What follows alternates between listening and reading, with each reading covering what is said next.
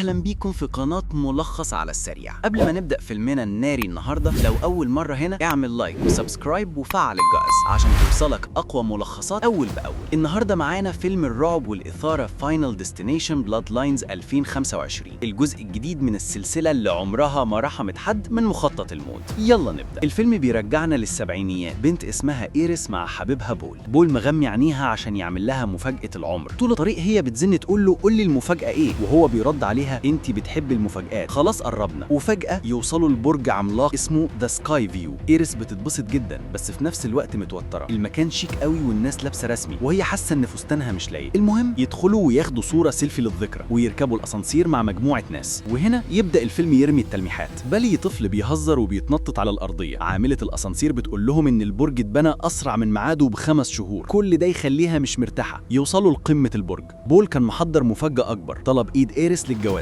لكن إيريس متوترة وبتقول له انها حامل. بول ينبسط جدا ويقول لها انتي واسرتنا الصغيرة اهم حاجة عندي. وفي وسط الرومانسية الطفل اللي كان بيرمي العملات المعدنية يرمي واحدة جديدة، والمرة دي تضرب نظام التهوية كله. الحفلة تبقى صاخبة، الناس ترقص بقوة، المسامير تتخلع والشروخ تزيد في الزجاج، وفجأة الأرضية تنهار، عشرات الناس يطيروا لتحت. بول يقع قدام عين إيريس والموت ما بيرحمش حد، سلسلة انفجارات وحريق وناس بتموت بطرق بشعة، وفي الآخر إيريس نفسها تقع من البرج. لكن هنا المفاجأة، كل ده يطلع كابوس متكرر عند بنت في الحاضر اسمها ستيفاني تصحى مفزوعة وسط محاضرة، وبعدها الكوابيس تتكرر بالليل. بتحكي لزميلتها انها بتحلم بواحدة اسمها إيريس، والصدمة إيريس دي تبقى جدتها. ستيفاني تقرر ترجع بيتها وتواجه العيلة. والدها مش عاوز يفتح موضوع جدتها، وخالها هاورد كمان بيحذرها ابعدي عنها، الست دي خطيرة ومجنونة. لكن الفضول يغلبها وتلاقي صندوق فيه صور ورسائل مرعبة من إيريس، فتاخد قرار تروح تزور جدتها اللي عايشة في بيت معزول وسط الغابة. إيريس تستقبل حفيدتها بحذر شديد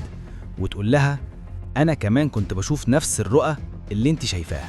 تحكي لها إنها في الماضي أنقذت ناس من كارثة البرج، بس الموت ما بيسيبش حقه، رجع ياخدهم واحد واحد. تديها كتاب مليان ملاحظات عن طرق الموت وتقول لها انت الوحيدة اللي تقدري توقفي اللي جاي.